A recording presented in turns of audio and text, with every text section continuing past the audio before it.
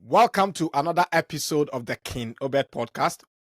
In today's episode, I have with me Kimberly Spencer, who is a powerhouse for transformation and an award-winning author and an entrepreneur.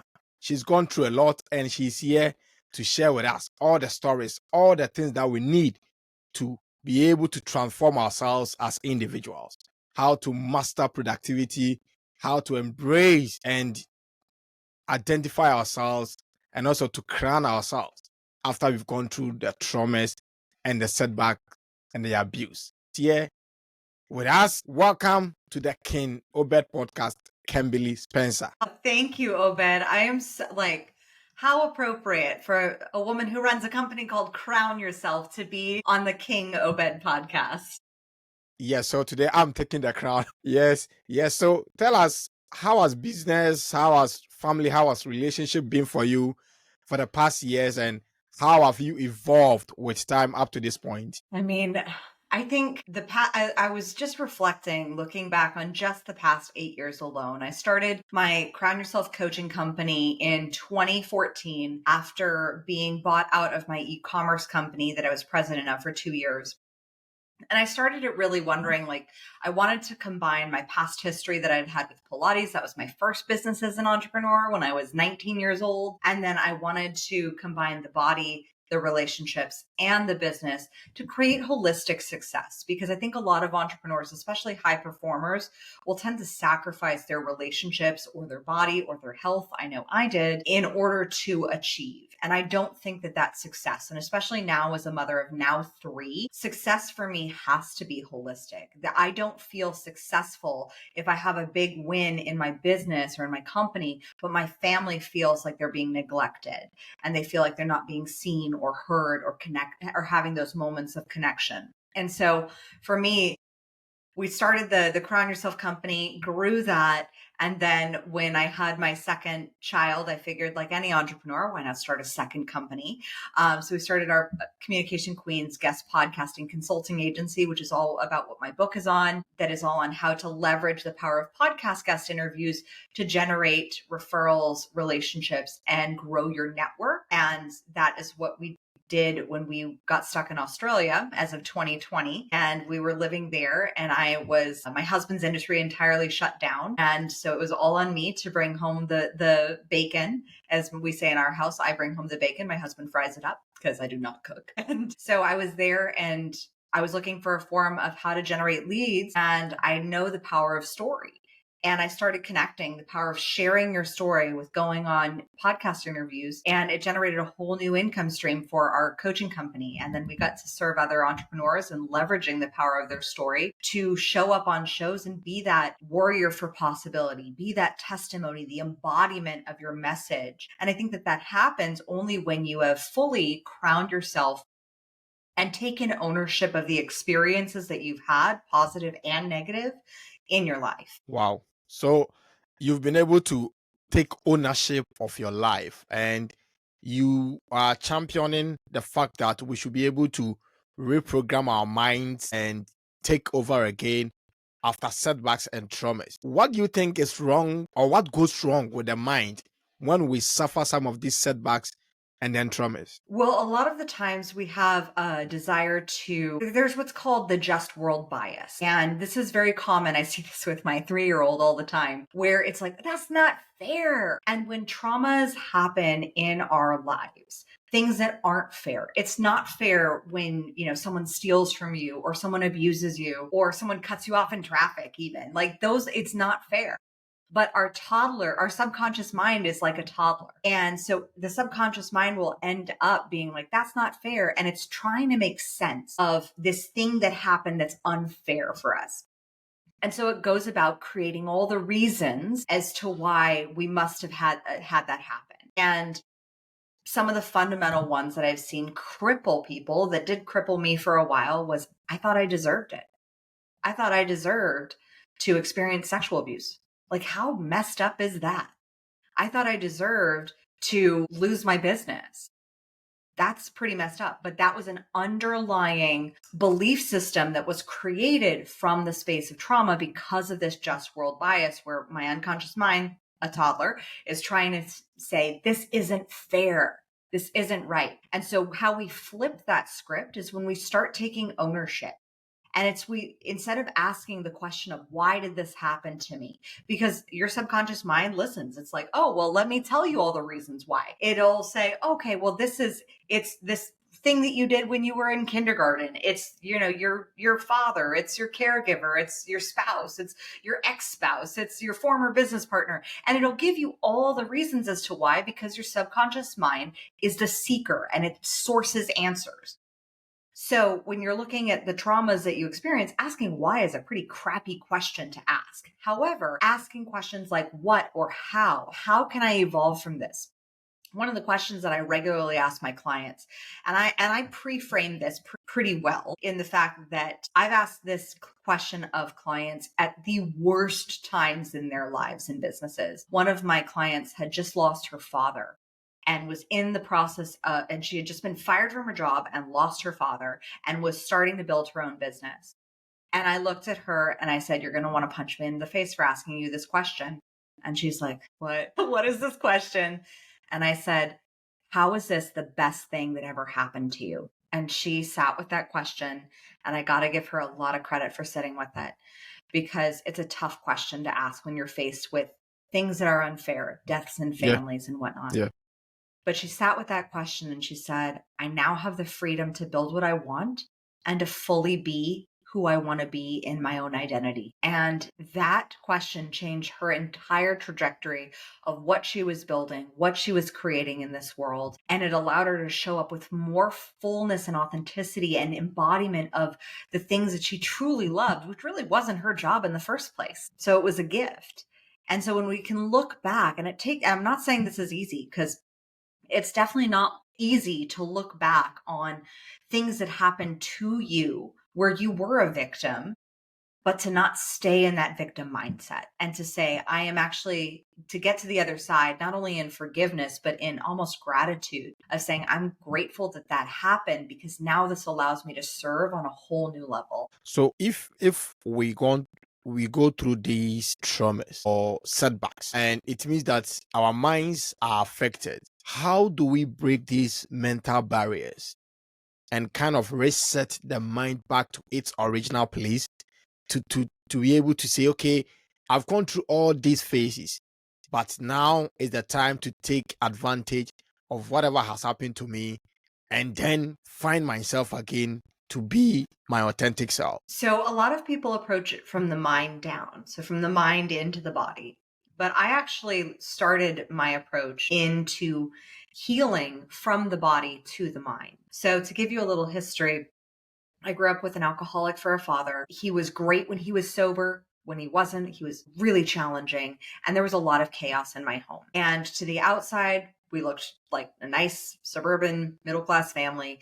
But on the inside, there were definite moments of multiple forms of abuse. And in that experience, I started to control, and which is what I call one of the Trojan horses of drama, is safe. You have safety and familiarity, you have control, and then you have social acceptance.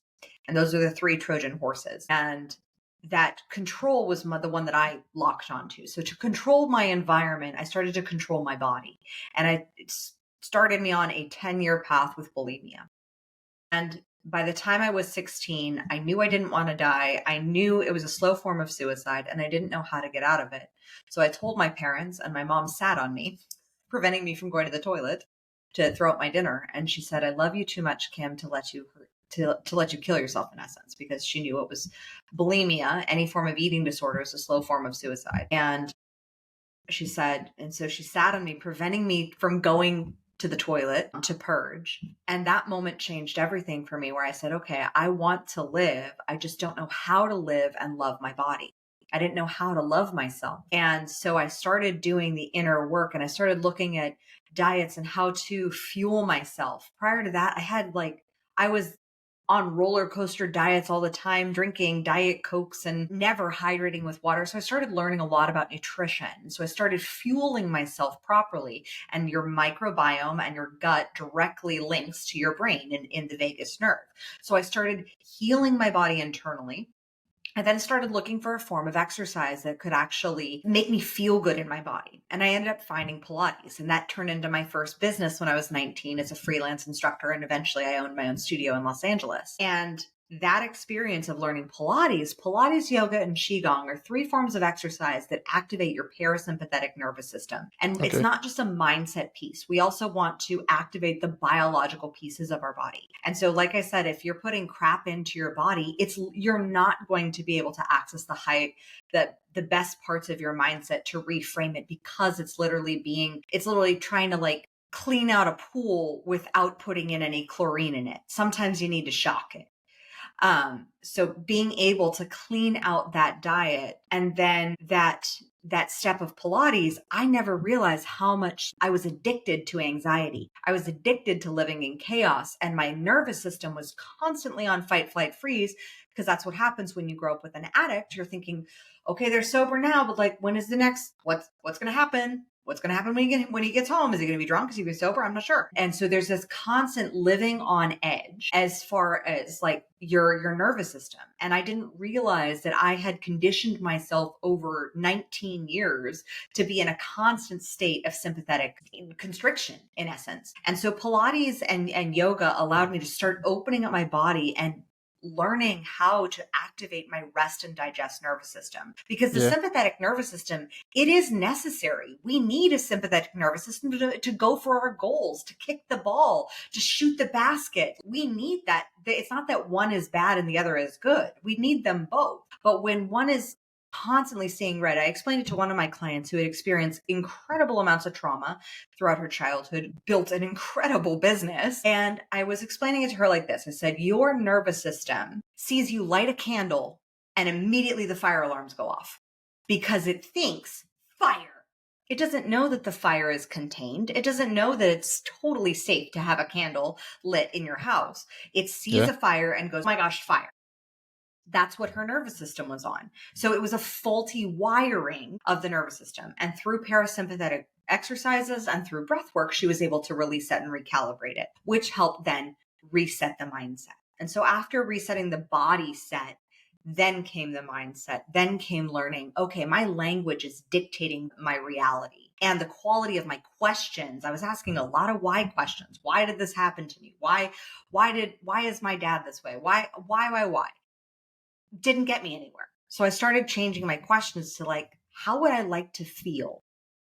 And that question alone, how would I like it to feel, can be applied to any area of your life that you're struggling with. How would I love for my business to feel? How would I love for my relationship to feel?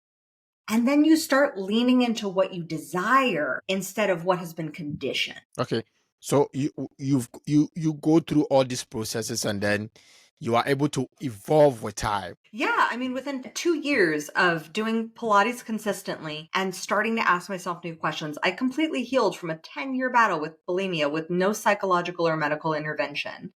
And it's one of the things that I think a lot of mindset work misses is that trauma gets trapped in the tissue. And it's like if you've ever had a conversation with somebody who has been abused or accosted, like sometimes if you grab them in a certain way, they'll flinch because not that you are trying intentionally to hurt them. It's just they don't like being touched in certain areas because trauma stays in your tissues. And we have neurotransmitters over every single cell in our body. So you have to address that the body keeps a score. And that's why sometimes our body will send us signals before our brain does. That's why our subconscious mind runs the body. And when we can align our conscious goals with our subconscious requests and then do the subconscious healing to help rewire the body, that's when we start to normalize a new way of being. So you help people or you transform people through your coaching, and business owners, entrepreneurs, and all the people that you meet. What are some of the common problems that you help these people to address? And what are some of the feedbacks that you get from them? Perfectionism is number one. Like, I meet a lot of recovering perfectionists because perfectionism is a form of control. It's also a form of safety because things stay perfect in the mind. You know, you have your idea, your business, your book, your podcast. It all stays perfect as an idea in the mind. Yeah. But you have to release it into the world. Because when you release it into the world, then you have judgment, then you have feedback, then you have criticism. And people are scared of being rejected for their creations. I mean, just today, my 3-year-old, it broke my heart. He went to the playground. He had a little friend who didn't want to play with him, and he kept on trying to follow him around. And this friend kept on rejecting him. And my mom, who was there facilitating, and she's our granny. And so she told me this, and I just started crying. I was like, I felt so bad because he was being rejected. And it's that inner 3-year-old again that doesn't get played with on the playground. And we start to feel bad, and we start to source our self-worth from external sources then. And that's where the great work comes in, is when, for entrepreneurs especially, is when you start to source your self-worth from internally. I see it with pricing, with clients who struggle with pricing their products and services, because suddenly the great illusion is, oh, I have to price what I'm worth. And I'll normally shock my clients and ask them, are you a prostitute? And they're like, wait, what? And I say, no. Like, you're not selling yourself, correct? And they're like, well, no, I'm not. I said, you're selling a product. You're selling a service. You're selling something of value. You, as a business owner, as a person, you are priceless. So we have to dissociate our identity from the products and services and outcomes that we have in our business. And that's a hard thing for parents. It's a hard thing for business owners, because the business, the children, those are our babies. Those are the things that we care for and nurture and raise and grow. And yet, the more we separate and let them grow into adulthood and maturity, the more successful they become.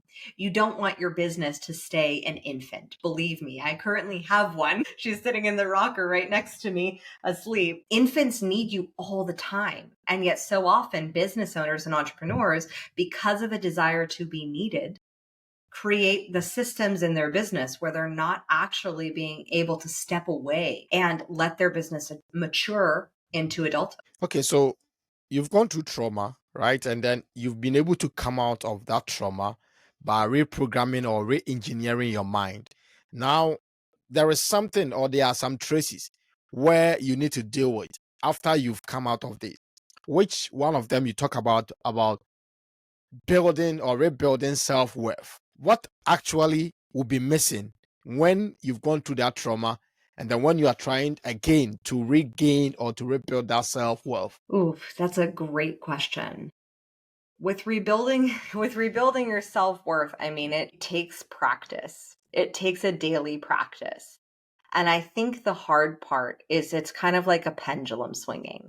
And when a lot of people first get into personal development, they're so focused on development that they lack personal acceptance.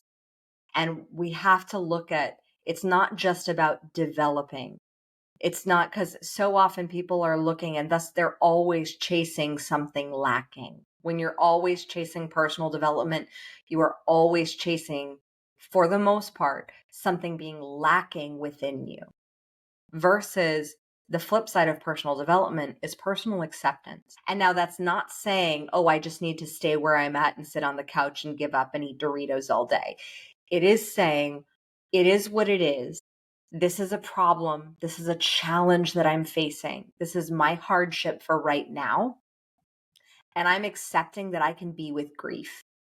I'm accepting that I can be in this space. And I'm going to find a way to, and I trust myself enough to figure out how to get myself through to the next step.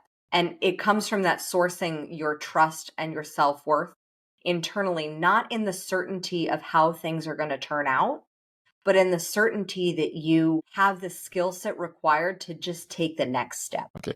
So all of this springs from your inner being. You do not need to seek external validation or external approval from people in order to be able to build yourself after you've fallen off. Yeah, I mean, if you're constantly looking outside yourself for success, if you're constantly looking for external validation, you're always chasing something that you have to find from within. Okay. And you talk about zone of genius, right? What is it? Everyone's zone of genius is different. Typically, what I've found in 9 years of coaching high achieving business leaders is it is that thing that were shamed for or guilted about, as a child. And so the zone of genius is not your zone of excellence, because your zone of excellence, so think of it, the zone of genius as the top of a pyramid. The zone of excellence is the layer down. The zone of competence is right below that. Zone of competence are all those things that you can do, but you don't necessarily have to do. Probably somebody could do them better than you. Like, for example, I can design my own website. Someone can definitely do it better than me, but I can't. You can build your email list. You can, do your own podcast editing. You can write your own book if that's your thing. For some, it's not their zone of genius. That's why I think 80% of New York Times bestsellers are ghostwritten. I heard that statistic. So it depends on what your zone of genius is. So your zone of competence are all the things that you can do. I can do laundry. I just am not good at it. The zone of excellence, that's the tricky one, because the zone of excellence is typically the thing that you will be most praised for. So it's hard because then you have your zone of genius, which is the peak of the pyramid, which is honestly what you came on this planet with, your divine gifts baked in. And as a child, you got shamed and guilted for it. And so the zone of excellence is a space that you get praise. Oh, she became the lawyer. She followed the right path. She married the great man. She got all the degrees. He hit, multiple six figures as an entrepreneur, but secretly that entrepreneur is like, I am dying to write a book. I am dying to let my voice be heard and speak on stages. So understanding that your zone of genius is that thing. So for example, my zone of genius, one of mine, is in challenging perspectives. Now, I did this as a child. Now, I didn't know that it's probably not best to challenge your alcoholic father's perspective and behavior while he's drunk. And I would get in trouble for that. And I would be shamed for my passion. I would be shamed for my ambition. I'd be shamed for the ability to challenge the status quo and say, I think I can be better. I think I can do better. I think I don't like settling for normal and mediocrity. And that's my gift. And now that I lean into that, it's brought me heaps of success in so many areas, and fulfillment too, because it's not just success, it's about fulfillment truly. But one of my clients, we were just in her session today discovering what her zone of genius was. And I said, what was the thing that you got shamed for as a child? And she said, I was too sensitive. I was called too sensitive. And I said, oh my gosh, that's exactly what's going to make you stand out in the marketplace. You are able to hold the capacity for big feelings. And that makes a phenomenal coach and therapist. An artist. Like that is a skill set that not everybody has, because not everybody likes to be with ugly big feelings, but she can stand with it.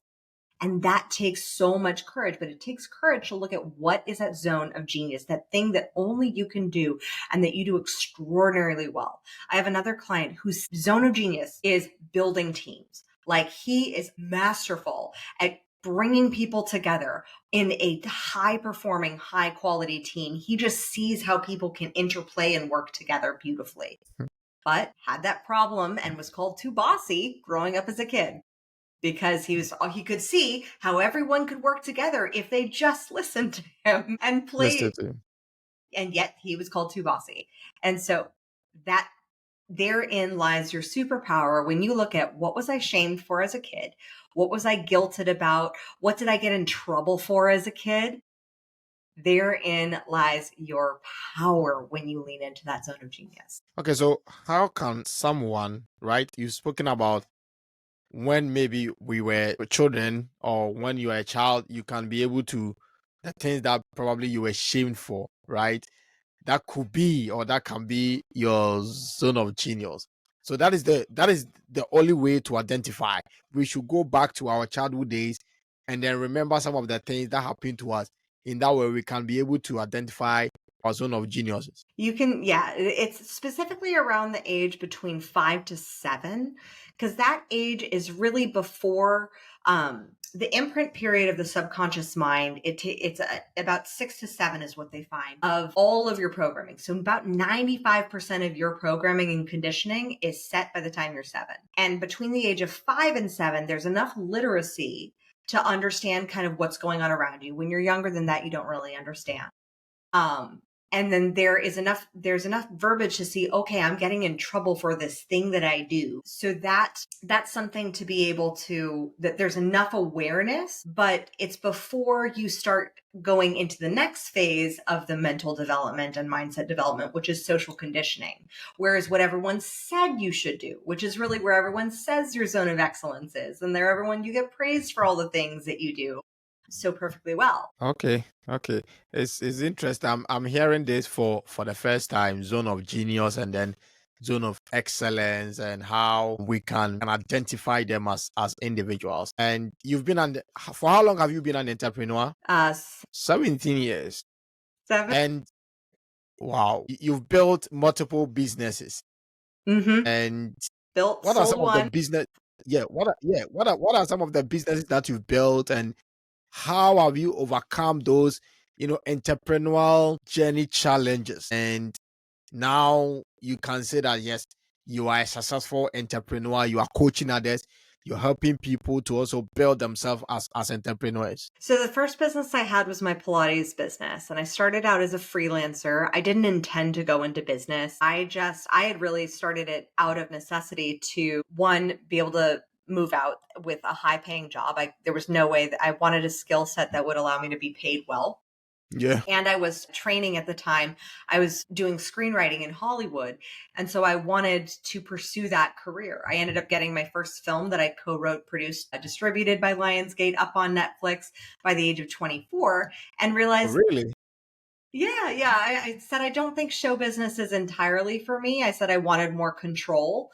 And that's where I found my genius zone in entrepreneurship, is this beautiful hybrid of these dreams that I had as a child, which was to be like the female Clint Eastwood, where acting, directing, producing, writing the script. And now I get to do that as a business owner. I'm performing in essence on podcast interviews and on stages. I'm getting to write my own content. I get to direct the show as an entrepreneur. And as the producer, I was the financial backer of my businesses, all except one, and where we had investors.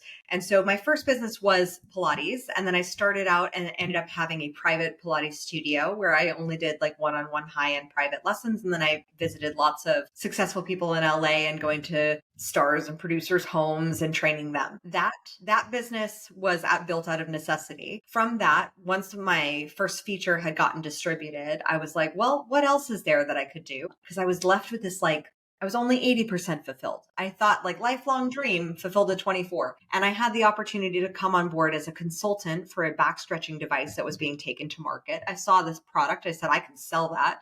I said, I don't just want to be a consultant. I want to be a partner in this business venture. Was made president of the company, took the company into major newspapers, major press, pitched it to the first round of Shark Tank. We're right about to get venture capital funding, and my business partner wants to buy me out. And I was like, in a way, looking back, I was so grateful, because that business was frying me.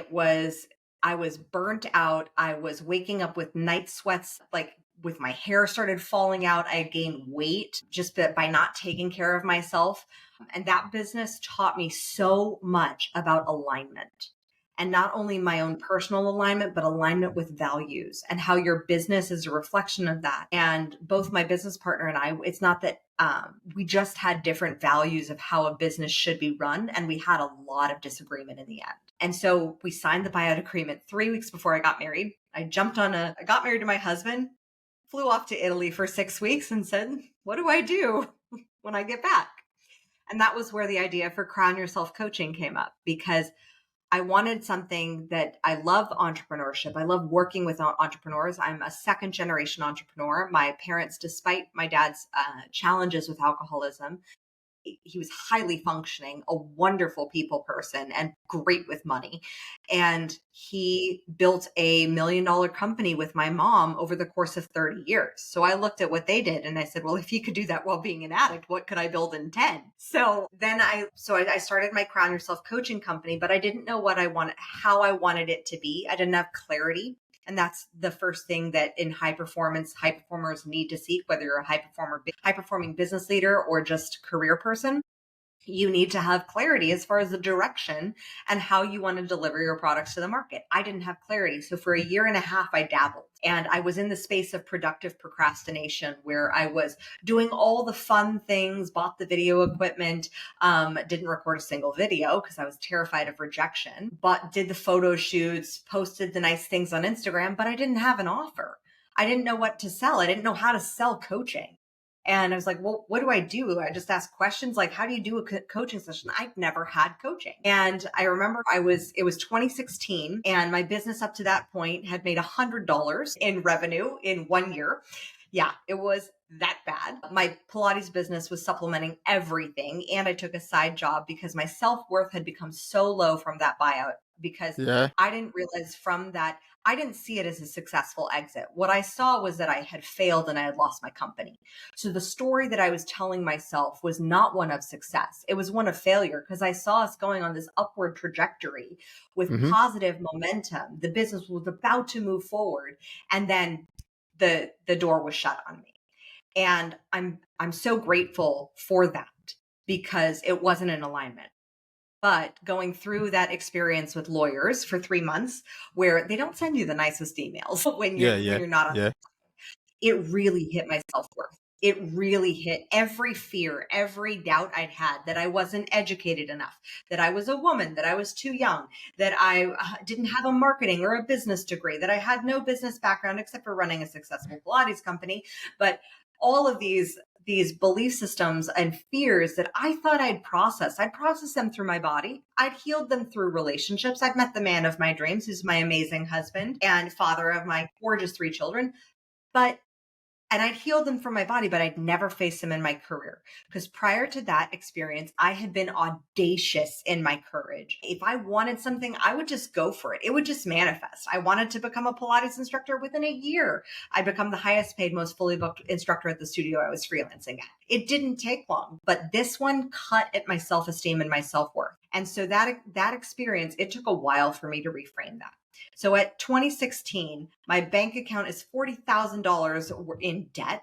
I'm looking at having made $100 in my coaching company to that point. And I was like, I need to do something. So of course I do what any sane entrepreneur does. And I signed up for a coaching program with on a credit card, using $5,000 of credit of money that I didn't have. And I found a coaching program that taught NLP, timeline therapy, and hypnosis. And because I knew the problem that I had was a mindset problem. I didn't know, it wasn't a capability problem. I knew I could sell. I knew I could make money, but I was facing this massive block again of my own self-worth. And once I did that program, that's when my coaching business started to take off.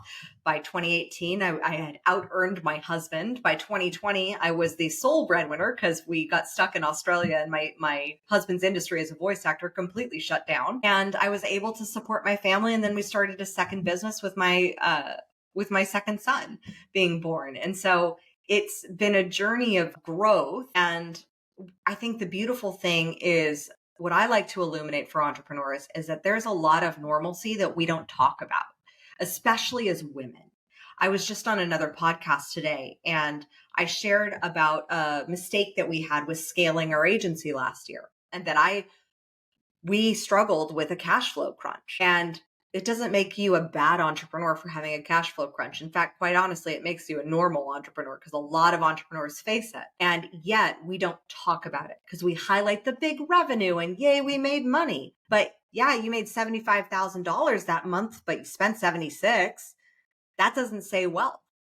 I mean, I remember talking to my dad once he was sober in the last 4 years of his life, and their business had just hit $1 million and in annual gross revenue. And he said, Kim, I'm working more than I ever have in order to get this. That was something that brought awareness to me of like being discerning about the dollars that you're spending, being discerning about time, being discerning about how you're going about building. And is your business actually more profitable and give you more time freedom if it's just making 2K versus if you're scaling to that $1 million mark? And we prize revenue on the external metrics, but honestly, cash flow is king and profit is king. Okay. So you've been able to make profit from this entrepreneurship journey. Yes. And in some of your statements, you said that most entrepreneurs are facing what you call emotional labor. And psychologists will put it that, yes, many people or many entrepreneurs are facing this emotional labor where they want to more or less the stress of suppressing their emotions to project resilience. And a study by the Kaufman Foundation reveals that about 30% of entrepreneurs report depression. How should they deal with this emotional labor that you describe or you talk about?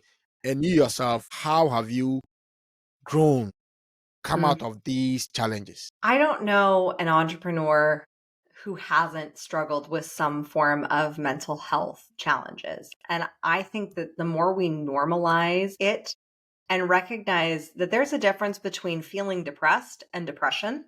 There's a depression, like if you're truly facing depression, that is for a therapist. That Yeah. is definitely, there is some deeper things to go and seek. That is not necessarily for coaching. Facing any form of mental health, it is about looking at how are you approaching your day, not just like your goals, but what is your mindset around achievement? I think that's where we get into these cycles of feast or famine, especially as entrepreneurs. And the emotional labor that comes is it changes gears when you can cheer on your challenges. And it changes gears when you can normalize it. Because so often our minds, they want to make us like, it's very common for our egos to put our challenges up on a pedestal and be like, I am the one facing this as solely and alone. And here I am. But you're not. And the problem is when our egos put our problems up on a pedestal, suddenly we think we're alone. And that's a very dangerous place to be in, actually. I remember when I was going through the cash flow crunch and crisis of 2023, and I walked into a room, and I'm part of this group called the Dames for 6, 7, and 8-figure female business owners. And there were 2 sessions being held for women who were making over $250K a year. And there were 2 sessions being held. One was for PR and marketing. And then and that one was packed. That one got the big room. Then there was one for financial stability and HR. And I said, I know I want to go to the PR and marketing because PR and marketing is sexy. Financial stability, not so much. I don't want to look at my finances. I don't want to look at the bookkeeper. No, because so often most entrepreneurs are in it for service. They're in it because they're creative. They're in it because they're showmen. They're artists. They don't want to look at that stuff. Yet that's the most important stuff. And so I went into this room of highly successful business owners ranging anywhere from TK to multiple millions of dollars a year. And I'm sitting in this room and every single one is talking about cash flow and profit. And I walked in and I cried. I had put my problem up on a pedestal thinking I was the only one dealing with it. And I don't see anyone else on social media talking about dealing with a cash flow problem or a profit problem. And I felt so alone. And I felt like I must be doing it wrong. And we as society have trained ourselves and conditioned, and I truly believe it's through formalized education, of the fear of having the wrong answer. And thus we are so scared of doing it wrong, which thus makes us scared of making a mistake, which makes us risk averse, which actually doesn't make us innovative. So because we're clinging to who we are because we have to be right. And that's why people double down and have cognitive dissonance. But sitting in this room, I felt this like weight fall off my shoulders and realized, oh my gosh, I'm not alone in this. B, wow, more people need to be talking about this as a normal factor of business, especially women.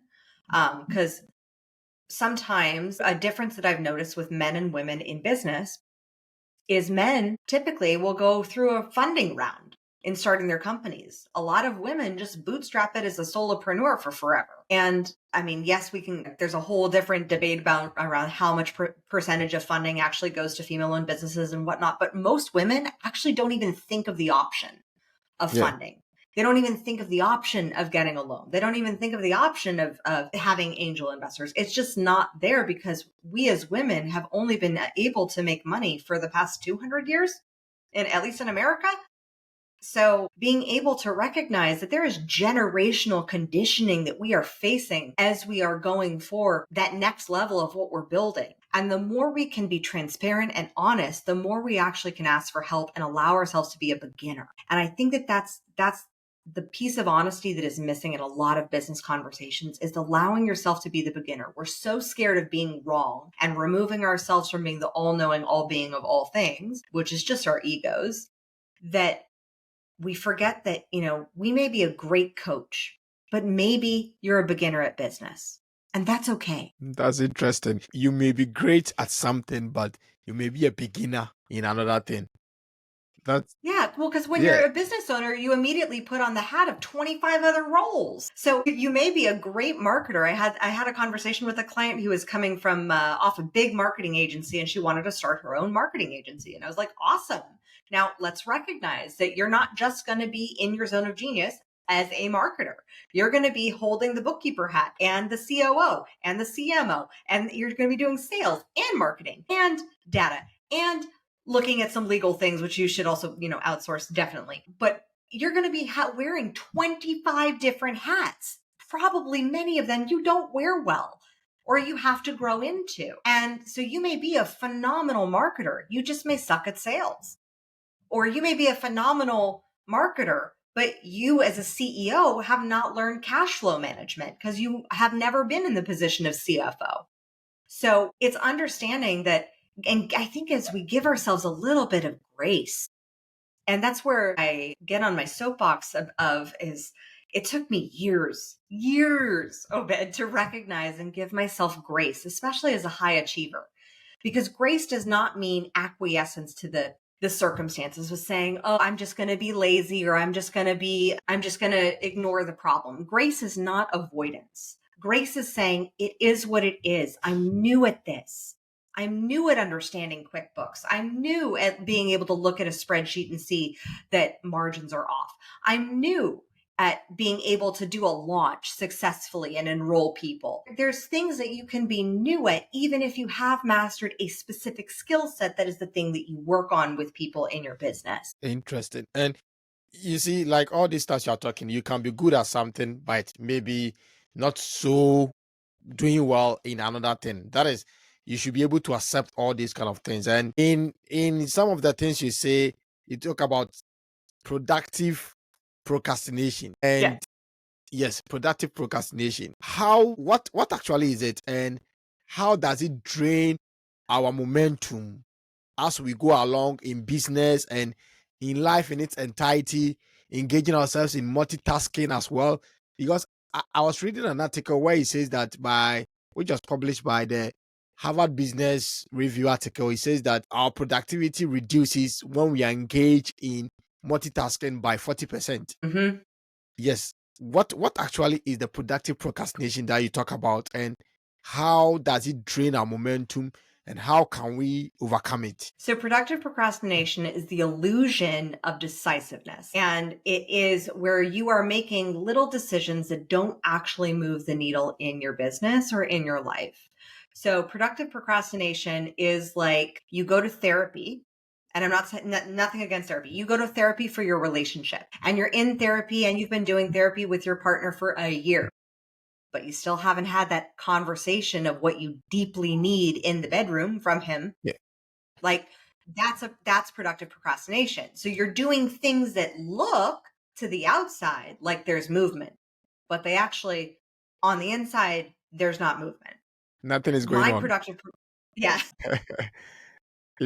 Productive procrastination in business also looks very similar. Like I'm going to be posting on social media. I'm building a community. I'm building my course. But you actually haven't reached out to anyone to say, would you buy it? Is this something you want to buy? You actually haven't made a single sale. So that was my struggle. Like it's doing things. And a lot of times I see, and it's a fine line, because you will have to know your own truth. Because I fully believe in investing in yourself, investing in coaches, investing in education, and to grow your business. However, at the same time, I have seen that a lot of times people will pay to solve their problem, but they're not actually doing the work that solves the problem. So I had a client that was doing our podcast services. and went on all the podcasts and all the things. And he's like, I'm not seeing results from this process. And I look at his Trello board and I'm like, did you follow, aside from showing up for the podcast interview, did you follow any of the additional processes that we had in place? Did you promote it? Did you build a relationship with the host? Did you ask a follow-up question? Did you, and he was like, no. And I said, well, there you have it. That's why the process isn't working. So sometimes it's an illusion that you're making decisions and that you're doing something that's making progress. A lot of times for high achievers and for high performers, our excuses are very valid. And I'll give you an example. Personally, I had my book, my podcasting book that came out last year called Make Every Podcast Want You. And I have had 3 books half written in my Scrivener file. Productive Procrastination was me. I'd pop in from time to time, write a little bit and pop out. But I never made the actual commitment of like, I am writing and launching and this book is coming out because it's going to be of service to my business. Because I would always use my businesses as an excuse to not finish the book. Because suddenly, well, I got to focus on client delivery. I need to focus on coaching. We need to generate some more revenue. Okay, got to focus on another launch. And so the book would be put on the back burner. But then I looked at, okay, so the book was this like back burner thing that was using up a lot of space. And I hadn't made that decision because it felt good to do a little bit of dabbling with the book, but not actually fully going all in. And the difference between true productivity and productive procrastination is courage. When you are doing the actions that you naturally in your gut are like, oh my God, I want to avoid this like the plague because it scares you. Those are the actions. Making the phone call for the sale for the new that has your new raised prices. Having the hard conversation with your spouse saying you need some new things you need to have some conversations. Having the challenging conversation with your kid instead of just saying, oh, well, I'm going to take him to this therapist or this therapist to get him the help. Versus saying, okay, I'm going to be with my child through their emotions and be in that uncomfortable space of letting them feel and me actually being like, okay, I'm going to let them be sad around me. This is really hard. That is the difference between productive procrastination and productivity that moves the needle and then actually achieves goals is courage. Interesting. So the difference between, just being productive and that aspect of productive procrastination is having the courage to take that action. Mm-hmm. Interesting. I think that most people are caught in this trap because we kind of involve in so many things at the same time that we try as much as possible to use some of these stuff that we engage into as excuses in order not to do something that we are supposed to do. So most times we are busy doing a whole lot of stuff, but the reality is that we are not achieving that much because we've surrounded ourselves with a number of things and the number of excuses. So we are not doing the things we are supposed to do. And that's interesting to note that courage to take that action, defines everything for you as an entrepreneur, even in your journey as a person or as an individual. That is very revealing to note. Yes, and I think on the back of that, the productive procrastination, you talk about something called a physiology of productivity. Yeah, productive physiology of productivity. What is that one to? Is it the same as productive procrastination? The physiology of productivity, it comes from, is your energy in alignment with that of courage? And so a lot of times you will notice in just body language, when you're feeling fear or avoidance, the body starts to cave in a little bit. And that's why we want to look at like how our posture is, how our voice is, how we're speaking. Are we speaking with like a little voice like this? And you're saying, oh, I really want to go on podcasts and get my voice heard. Or are you saying, I want to go on podcasts and get my voice heard and be more visible in my business? There's a difference in the physiology of how we approach a problem. And so that when we really approach something, it's like looking at when you have a bad dream and you finally turn and face the monster, you take a deep breath and you make yourself big, versus the physiology of productivity that is for productive procrastination is smallness. because it comes from cowardice. It's ultimately because it's not coming from courage. And when we look at how our body posture is our voice being resonant or are we dimming it? When we try to have that conversation with our spouse, do we stand and go, oh, I just kind of feel like I need a little bit more support with the kids or something, but it's okay. It's okay if you don't. Versus, I really need a little bit more support with the kids. Can we sit down and figure out a schedule that could be a little bit more supportive for me to feel like I have a partner in this? There's a difference in how you're communicating, in your vocal projection, in your body language. When you actually take that deep breath, chest out, it sends signals to your brain of courage.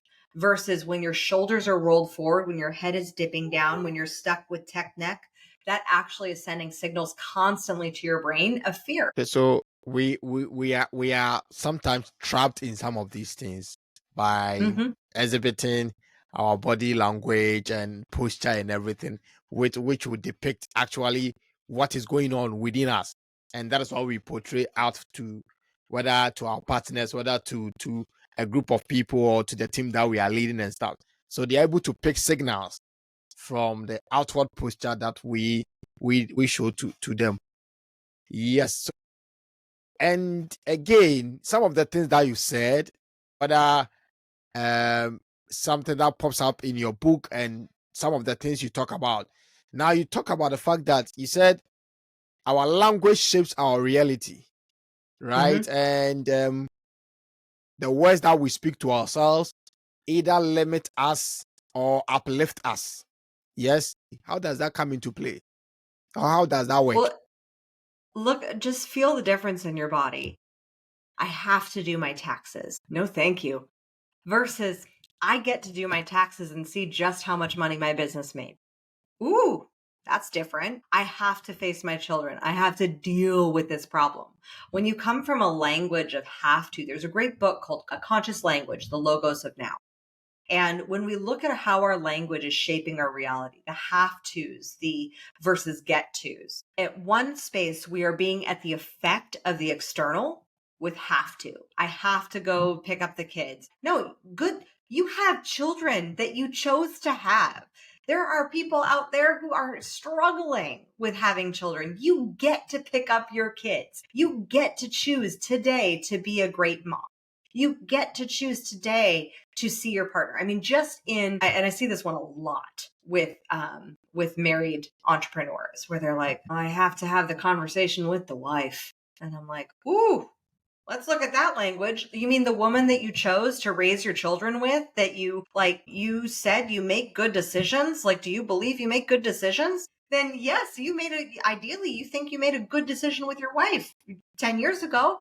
Where's that decision now? Versus, the ball and chain versus my beautiful queen. Like, there is a massive difference in the way that you language your reality, in how you show up. I guarantee someone woke up. I guarantee you that if you start languaging your experience with your partner as, oh my gosh, I get to come home and be just love on my husband.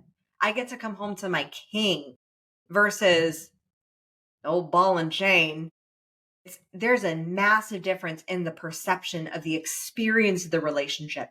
And we are relational beings.